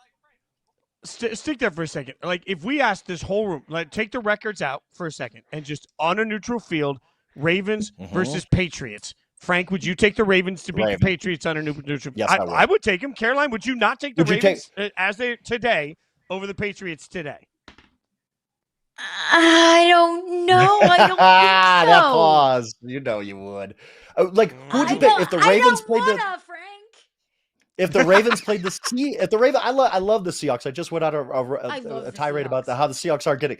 If the Ravens played the Seahawks tomorrow, I might pick the Ravens. If the Ravens played the Broncos tomorrow, I'd pick the Ravens. Like, that's how much I respect. I just think the Ravens, their start was so weird, but we're going to get to the end of the season, and they're going to be the team in January where everybody's like, uh-oh, we drew the Ravens in the wild card round? Uh-oh, this ain't good, because they've won 10 of their last 12 games. Like, that's how the Ravens season's going to play out, I think. All right, let's get to the next grouping here. It does feel icky, but, I mean, I don't like it. We're all ahead on this one. Well, we're all going to like it. We'd rather see the Ravens in the playoffs than some of these other teams. Nobody's ever gone broke betting on Lamar Jackson. I guess in the playoffs, that's fair. Broke True. on Lamar Jackson. Yeah, whatever. That's a different story. We're not going to talk about that. Part of the reason the Ravens move up is – go ahead. Sorry. Yeah.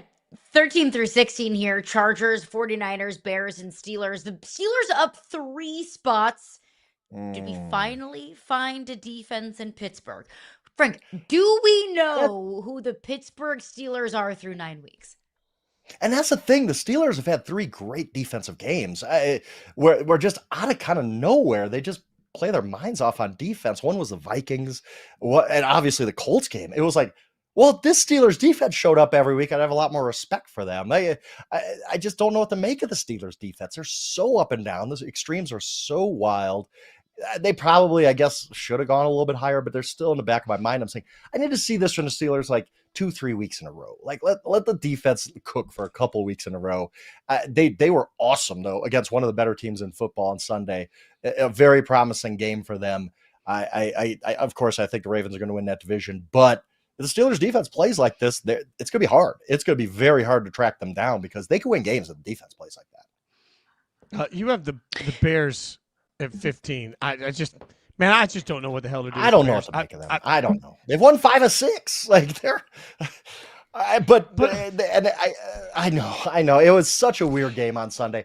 Where on one hand, you could say they got unlucky to be down in the final minute. Like nobody recovers onside kicks anymore, and somehow they got one.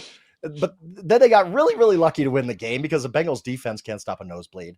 I don't know what to make of the Bears. The Bears are, I believe, a half game out of first place, if I'm not mistaken, with a lot of games coming up against a division that they can make ground here. Again, they've won 5 of 6. Like, I don't know. The whole NFC North, I don't know what to make. What do we make of anybody in the NFC North right now? And that was a rare game where both teams deserved to lose. And the Bears bad beat for both sides, right? Like, it's like whatever. Yeah, like, it was so weird. Also, you mentioned with the Ravens. If you mentioned with the Ravens, you don't like to project, and I think it's fair to project with this Ravens team. They'll look wildly different in December than they did in October.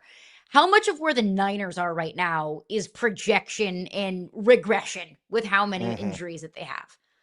And it is. I mean, if you were just basing it on what you've done so far, that's it, nothing else. The 49ers should be higher. Like Kyle Shanahan's doing an awesome job. He really is.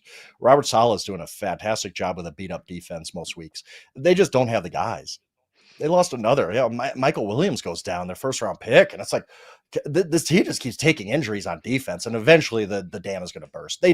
I have a hard time believing, especially in a really, really tough division, that they can keep this up. But again, they keep winning games. So I don't want to drop them too far. But no, I don't think the 49ers are a playoff team with that defense. And they have a lot of stars on offense and they're fun and they're really, really well coached. But the defensive injuries are just way too much for them. All right, let's go to the next group of 4 here because I'm trying to figure out why you hate the Carolina Panthers. Weird team to hate. But the Vikings at 17, the Panthers at 18, the Jags at 19, the Texans at 20. All the Panthers do is win no matter what. And you only moved them up 5? Come on. I don't know if you guys watched this game. It was not a pretty game, so I hope you didn't. But the whole game, I'm like, how are the Panthers even in this game? Like, they haven't done anything. They haven't. The Packers played a miserable game. That was one part of it. But you're just like, the Panthers don't deserve to be in this game, but somehow they win. You're right. All they do is win. But I just don't. I don't have faith. That offense was not really good on Sunday. The defense was surprisingly good at suppressing points, I guess. But no, I don't believe in the Panthers. I don't. Like, great win as a 13-point underdog, but I also think they were a 13-point underdog for a reason. And again, that game was one of those games where you're just watching the whole thing like, what? The Packers are going to lose this game? Really? Like, how? It was baffling. It was absolutely mind-numbing. Unfortunately, that is the game that I get in my local market, being in Charlotte. So I have the wonderful gift of watching the Carolina Panthers, my team of the last 3 weeks, every single Sunday. Look at the Jags and the Texans. The AFC South, it's the Colts and then a whole lot of gross underneath it. But could the Jags or Texans potentially find themselves in the playoffs in this AFC? It's hard. I mean, the Jaguars is such an interesting case because the record's fine, right? But what if Geno does complete that 2-point conversion in Las Vegas on Sunday? All of a sudden, the Jaguars feel like, oh man, like we're in real trouble. Instead, pass gets batted down. Tyler Lockett's wide open in the end zone, by the way. Pass gets batted down, and all of a sudden, the Jaguars are like, maybe we should be buyers at the trade deadline. The Colts lost. We're right behind the Colts in the division. Maybe we can replace Travis Hunter with a trade for what? It's just crazy how one play completely flips how the Jaguars should be feeling about themselves. But this is a flawed team. Like, if you no offense, Fitz, if you're barely squeaking by the Raiders on a 2-point conversion at the end of overtime, you're probably not a very good team. Whatever they did to beat the Chiefs is just not carried over. I look at when I watch the Colts play on Sunday and I watch the Jaguars play on Sunday, and this is from somebody who picked the Jaguars to win the division. Trust me, I want them to be good the rest of the way. But when you watch the Colts, you watch the Jaguars, you're like, yeah, that Colts team's pretty good. This Jaguars team is not. I don't know how they keep winning. They're just not a very good, and they're not going to get better without Travis Hunter, by the way. Now, let's move through 21 through 24. You have the Falcons, the Cardinals coming off of a big win last night on Monday Night Football. Yeah. Big win with Jacoby Brissett, who looks better than Kyler Murray at times. Then the Cowboys and the Commanders. I don't disagree with any of this, Frank. I think the Cowboys deserve to take an absolute deep dive. I think the Cardinals deserve to give a little bit of credit with how they've finally been able to break through and win a game last night. But what are the Cowboys doing? I mean, the season feels like it's over. They go out and they trade for Logan Wilson. Like what are the Cowboys right now? They better not make a move bigger than that. I was like, Logan Wilson, whatever, 7th round pick. You want to do that? Have fun, Jerry. What? No big deal. But you look at this. I went back. I couldn't catalog their losses in my mind. So I'm like, who did the Cowboys actually beat this year? Let's go back and look. They beat the 1-win Jets, the 2-win Giants, and the 3-win Commanders. Teams that are combined 6-20 this year. Those are only 3 wins. This is a bad football team. And you lose at home to the Arizona Cardinals, who had lost 5 in a row. They are better with Jacoby Brissett. I mean, that's clear. Like even Troy Aikman yesterday on the broadcast, I thought spoke for a lot of people. And he's like, yeah, he's got to start now. Like you can't go back to Kyler. I don't know. Jonathan Gannon doesn't seem to agree, but we'll see about that. But with the Cowboys, yes, I think their season's over. Like they're going to have to get to at least 9 wins, right, to make the playoffs. They'd have to go 6-2 the rest of the way to get to 9. And you might need to get to 10. And that means 7-1. This team ain't doing that. They're not good enough. Even with that offense being really good, they have 3 wins against teams with a combined 6 wins this season. Like they're just not a good football team, and no, they should not be buying at the deadline. And they should even consider selling because it's over. Like they're not going to make the playoffs this year in a stacked NFC. All right, let's go to the next grouping, 25 through 28. Didn't have to wait till the last grouping to see my beloved Raiders. The next grouping, we got the Bengals, the Browns, the Giants, the Raiders, all teams that just abject disasters. Should Zach Taylor be on the hot seat in Cincinnati? Yeah, absolutely. What's a common thread here? Like you fire defensive coordinator, your defense is just as bad. You missed the playoffs with a healthy Joe Burrow. Now you're running a team that somehow, for the first time since the 1966 Giants, are the first team to score 38 points in back-to-back games and go 0-2 in those games. Like at some point, what does Zach Taylor's resume look like? Yeah, they had the great Super Bowl run. That's carrying a lot of weight on his resume right now. And you know what? Coaching in the NFL becomes easier when you have Joe Burrow as your quarterback. Right. So I don't know. I think Zach Taylor should be on the hot seat. I think last year missing the playoffs with Joe Burrow healthy, playing at an MVP level, which has pretty much never happened before. I wrote about this in the preview months ago. It's almost unprecedented. The Bengals season last year, missing the playoffs with an MVP level quarterback, that should have put Zach Taylor on the hot seat. And then this season, I get Joe Burrow's not there, but it's not like the Bengals were lighting the world on fire when Joe Burrow was healthy. So there's just organizational failures there. And at some point, Zach Taylor, there needs to be questions asked.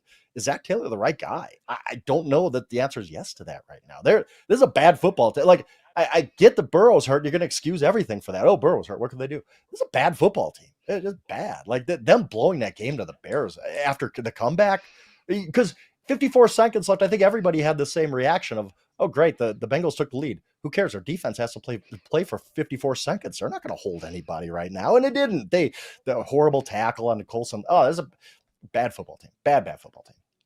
Oh, bad football team, even with Joe Burrow, and that is hard to do.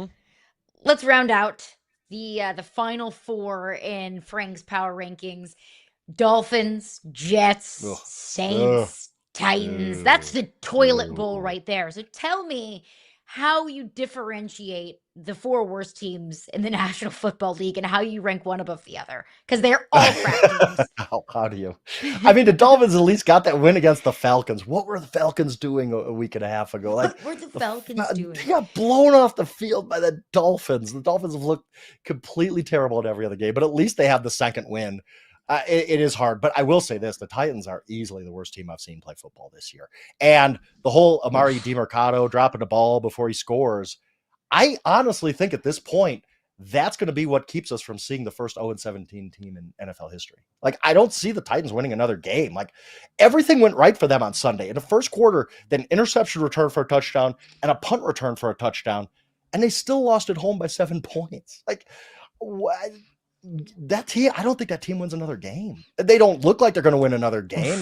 They've had we can just take away the win against Arizona, which is totally fluky. They should have lost that game by double digits.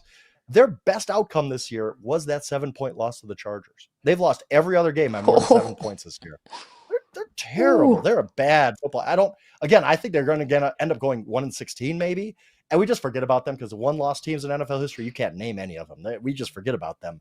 They're so lucky to get that win against Arizona, because otherwise we might have even let off the segment with, let's just skip to the end because we're going to talk about, are the Titans going to go 0-17? Because they look like an 0-17 team.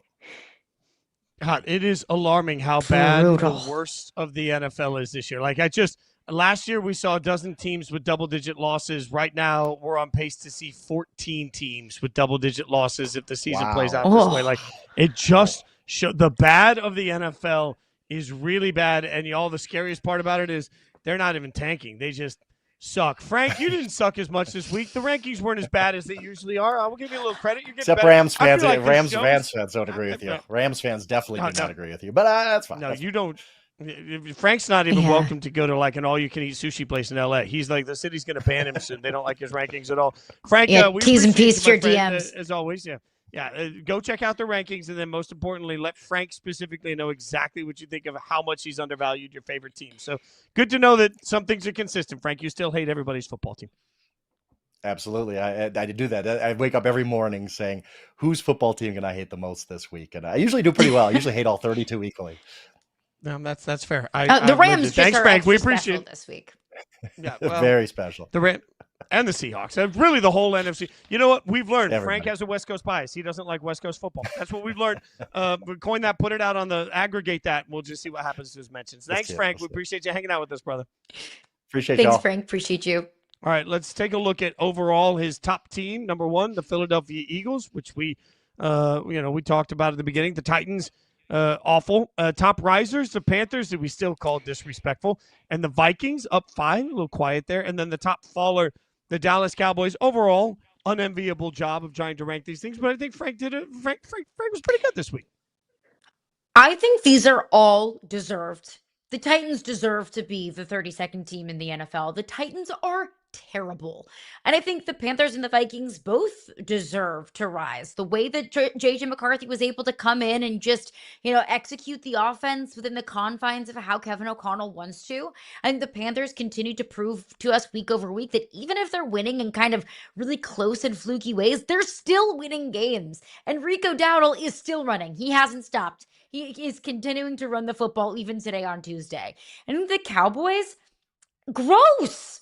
The fact that they lost by double digits, and it could have been worse if they were a blocked punt for a touchdown away from losing to the Arizona Cardinals, who lost to the Tennessee Titans. No, the Cowboys deserved to drop 6 spots. So I will give Frank a whole lot of credit. We give him a whole lot of flack, but we love him very, very dearly here on this program. I think you got it right that all of these teams deserve to be where they're supposed to be. Yeah, and there's probably a conversation to be had about the fact that right now, number one in Frank's power rankings are the defending Super Bowl champion Philadelphia Eagles. And I say it that way because I think we forget about that sometimes. The defending Super Bowl champions this year have been covered more for the drama with A.J. Brown than they have for the fact that they're the defending Super Bowl champions. And right now, they are sitting, they're 6-2. And the way we talk about them, it's like, oh, they're broken, drama. They're the top overall team in the power rankings. They're 6-2. They have every reason to expect they're aggressive at the trade deadline. Eagles might just be on a path to repeating, and nobody's paying attention to it. Yeah, it's some things in the NFL are inevitable. Eagles, Chiefs, Bills, it feels like are inevitable, even in a weird year where it feels like there's a whole lot of parity. Also, if it's important to point out, no trade news yet this morning. Trade deadline coming up at 4 p.m. Eastern time. Maybe we'll have more to discuss tomorrow morning, but doesn't seem like there's going to be any crazy big-time moves on the horizon. Yeah, I wonder if there's enough out there to help some of these teams that are stuck. We'll break it all down for you tomorrow morning, though, right here at 9 a.m. She's Caroline Fenton. I'm Jason Fitz. Come back, hang out with us. Thanks so much for watching Yahoo Sports Daily.